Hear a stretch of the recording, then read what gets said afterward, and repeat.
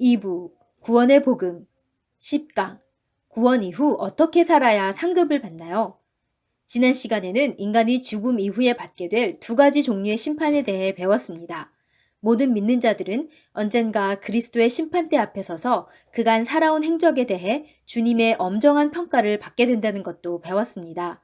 이번 시간에는 영원한 상급을 얻는 길에 대한 성경적 가르침을 배웁니다. 오늘날 많은 이들이 재테크에 관심을 가지고 있습니다. 조금이라도 더 투자 수익을 올리고자 많은 비용을 들여가며 투자 전문가, 재무 설계사들을 찾아다닙니다. 하지만 성경에서 예수님이 직접 재테크에 관해 참된 조언을 해주셨다는 사실 알고 계신가요? 너희를 위하여 보물을 땅에 쌓아두지 말라. 거기는 좀과 동록이 해하며 도둑이 구멍을 뚫고 도둑질하느니라. 오직 너희를 위하여 보물을 하늘에 쌓아두라.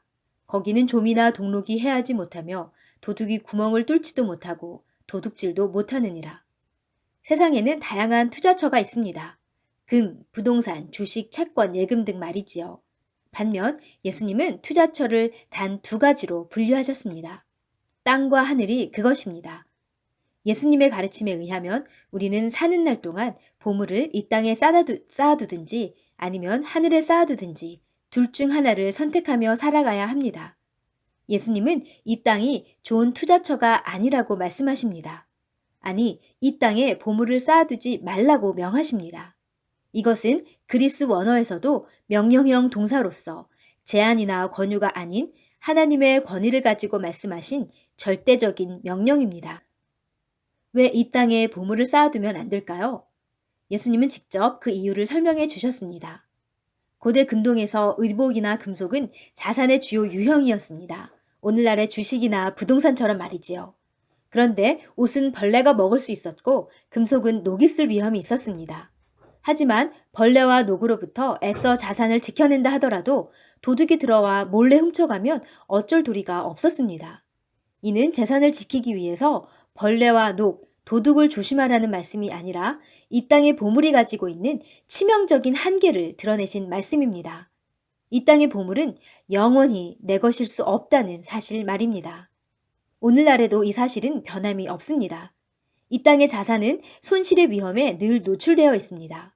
인플레이션으로 현금 자산의 가치가 크게 떨어질 수도 있고 주가 폭락으로 자산이 반토막 날 수도 있습니다. 평생을 일구어 마련한 내 집의 가치가 부동산 가격의 하락으로 하루아침에 바닥을 칠 수도 있죠. 흔하진 않지만 사기나 절도, 도박 등으로 전 재산을 잃게 되는 경우도 있습니다.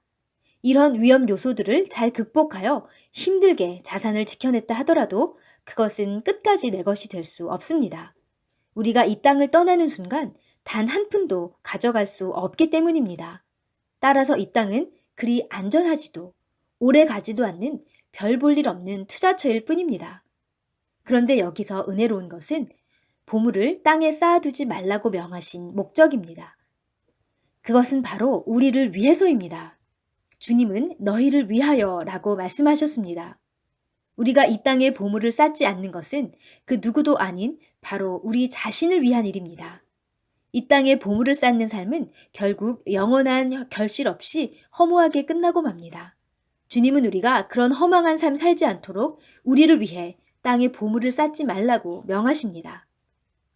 보물을 땅에 쌓아두는 것이 금지되어 있다면 우리는 보물을 어디에 쌓아야 할까요? 예수님은 오직 우리 자신을 위해 보물을 하늘에 쌓아두라고 말씀하십니다. 이 동사도 명령형으로서 우리가 순종해야 할 주님의 명입니다. 하늘에 보물을 쌓는 것은 궁극적으로는 하나님의 영광을 위한 일이지만 그것은 또한 우리 자신을 위한 일이기도 합니다.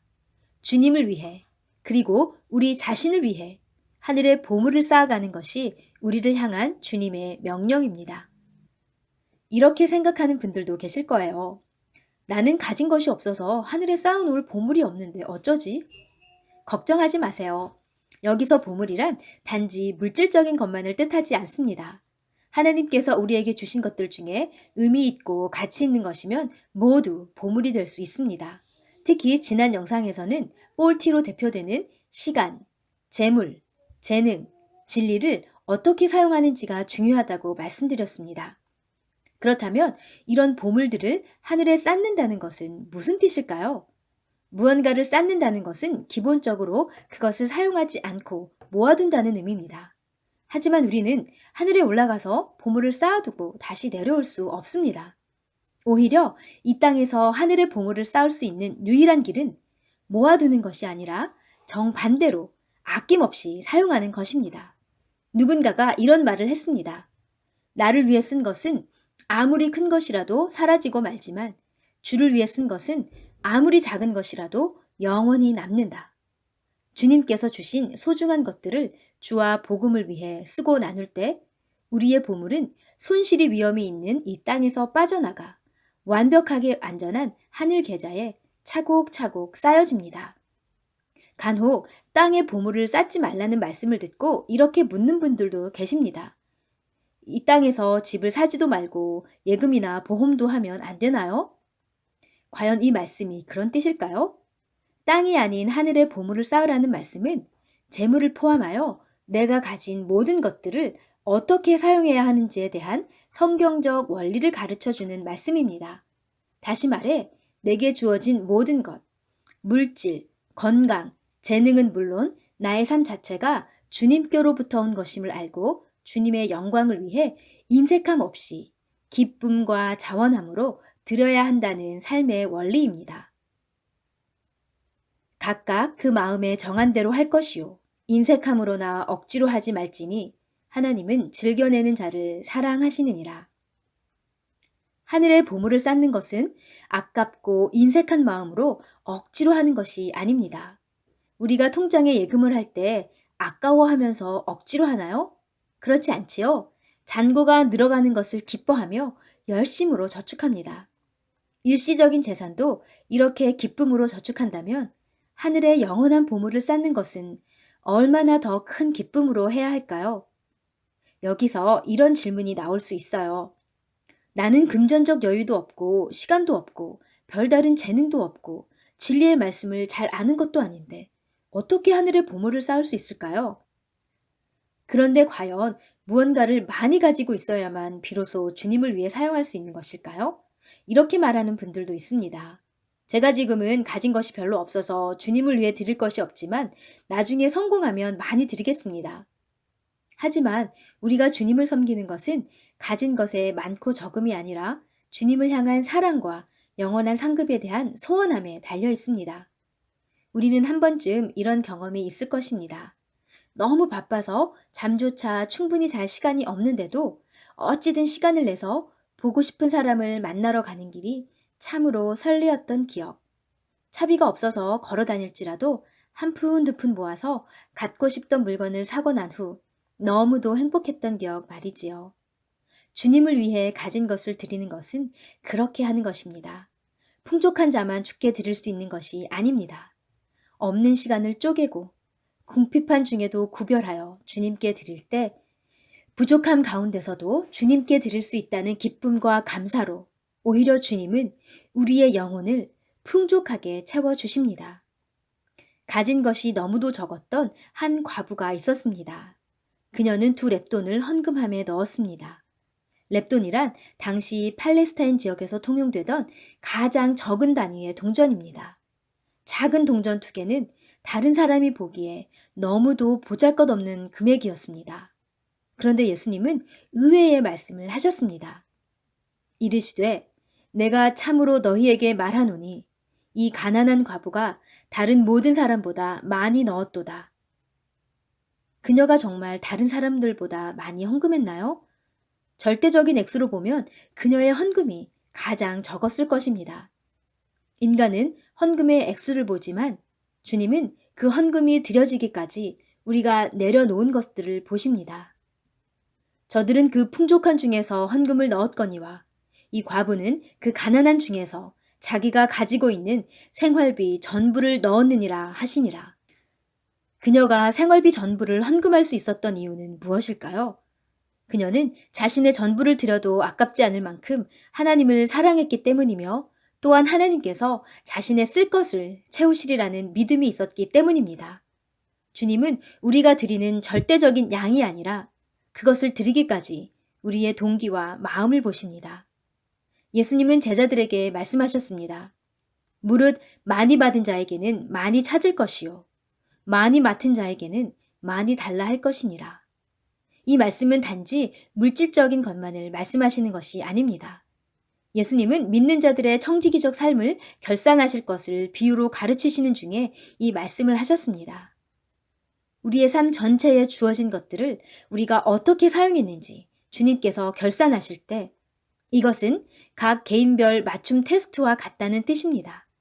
다시 말해 더 많이 주신 자들에게는 더 많은 책임을 물으시겠다는 겁니다. 하나님은 믿는 각 사람에게 알맞은 종류와 적당한 양의 보물을 주셨습니다.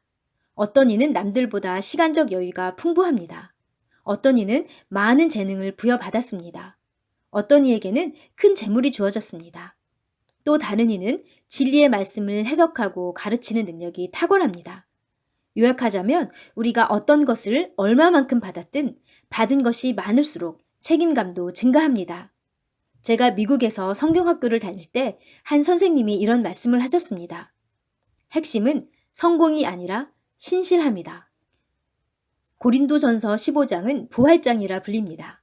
그리스도와 성도들의 부활에 관한 진리를 담고 있기 때문입니다. 그런데 길고 긴 부활장의 마지막 결론이 무엇인지 기억하시나요? 그러므로 내 사랑하는 형제들아, 견실하며 흔들리지 말고 항상 주의 일에 더욱 힘쓰는 자들이 되라. 이는 너희 수고가 주 안에서 헛되지 않은 줄 알미라. 부활이 없다면 우리는 주의 일에 힘쓸 필요가 없습니다. 이 땅에서의 삶이 전부라면 이 땅의 모든 것을 걸어야 합니다. 그러나 부활이 있기에 우리는 이 땅이 아닌 주의 일에 항상 더욱 힘써야 합니다. 부활을 믿는다고 하면서 주의 일이 아닌 세상 일에 우선순위를 두는 것은 내가 믿는 대로 살지 않는 것입니다. 그렇다면 주의 일이란 무엇일까요? 이는 하던 일을 멈추고 모두 신학교로 가고 선교지로 가라는 뜻이 아닙니다. 학생은 학교에서, 직장인은 직장에서, 주부는 가정에서 주어진 책임을 다하되 단지 땅의 것을 위해서만 일하지 말고 삶의 우선순위와 목표를 하나님 나라에 두라는 것입니다. 이것은 곧 내게 주어진 모든 것을 사용하여 내게 맡겨진 모든 일들을 주님의 영광을 위해 신실하게 감당해야 한다는 뜻입니다. 이렇게 우리가 항상 주의 일에 더욱 힘써야 하는 이유는 무엇인가요? 우리의 수고가 주 안에서 결코 헛되지 않기 때문입니다. 세상에서의 수고는 잠시 동안 유익을 줄 수 있습니다. 하지만 그 유익이 영원히 지속될 수 없습니다. 주님을 위해 행해지고 드려진 모든 것은 결코 허무하게 끝나지 않습니다. 하나님께서는 우리가 나눈 물 한 잔도 기억하시고 영원한 상급으로 갚아주실 것입니다. 누구든지 너희가 그리스도에게 속한 자라 하여 물 한 그릇이라도 주면 내가 진실로 너희에게 이르노니 그가 결코 상을 잃지 않으리라. 물 한 잔에 영원한 상급이라니요.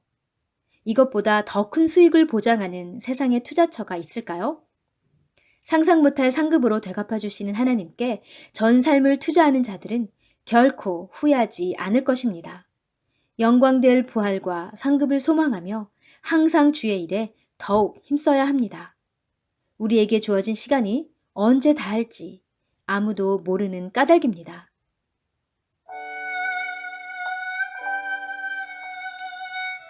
올림픽 시상식 장면을 본 적 있으실 거예요. 시상대 위에 제일 높은 자리에 서서 금메달을 목에 건 채로 온 세계에 자신의 국가가 울려 퍼지는 영광된 순간, 금메달의 주인공의 표정을 주목해 보셨나요?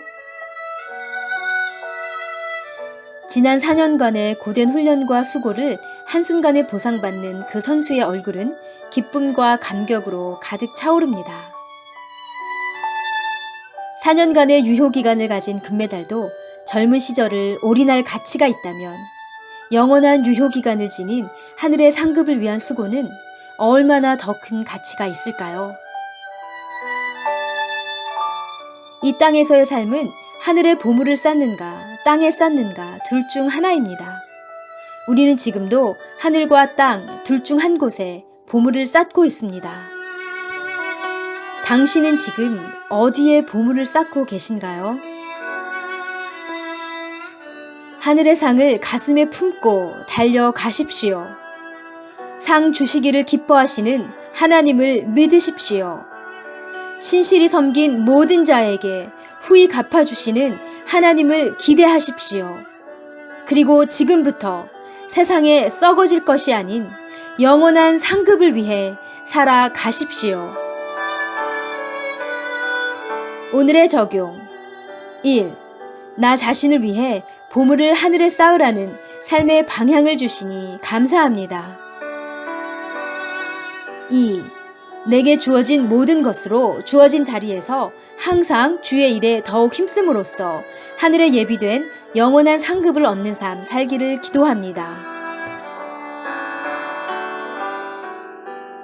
하나님이신 예수 그리스도께서 나를 위해 죽으셨다면 그분을 위한 나의 어떤 희생도 너무 지나칠 수는 없습니다.